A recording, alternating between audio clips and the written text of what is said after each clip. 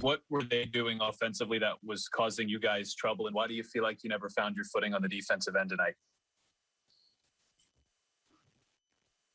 Attacking the paint at will. Our initial defense wasn't very good to start the game.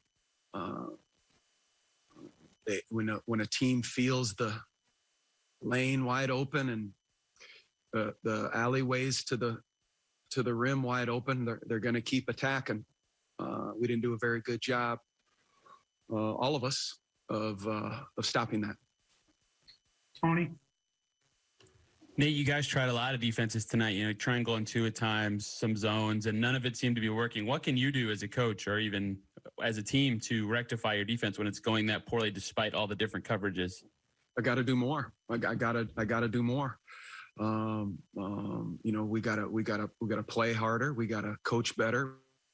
There's a number of things. This we're all in this together, man. I tell you that.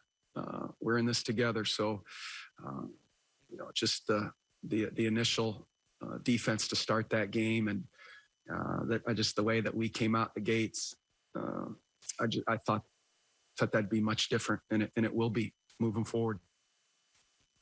Nate, in the two games against Washington this year, Westbrook has 45 assists against you guys. I know that he's a great player and a former MVP, but why has it been such a challenge to slow him down?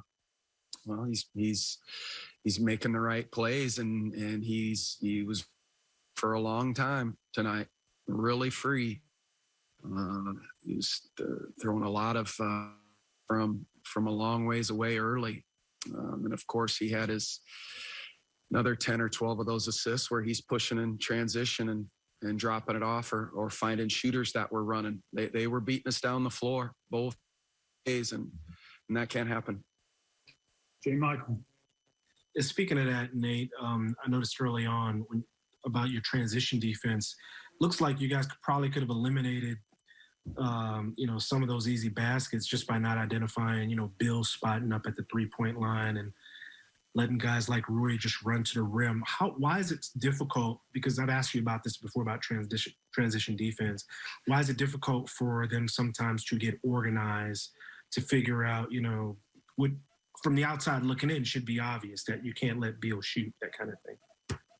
No, our guys know that, and our guys are very intelligent of what the other team can do. If something happens, if a guy falls down or gets caught behind a play, man, there's no room for anybody to relax. When that shot goes up, it's like stealing a base, man, and you got to turn and sprint. And we didn't do that. If your first 2 or 3 steps aren't a sprint team movement, they are going to get ahead of you, and then you're really, really trying to play catch up and find who to guard. It's the initial thrust of sprinting back, and then it's talking. A lot of times in transition, when something goes wrong at one end where it's not necessarily your man in transition, that's why you have to sprint back and talk and communicate and stop the ball first and build a wall when the ball's coming at you and know where the shooters are when they're running the floor. We just have to do a much better job in that category, especially here tonight.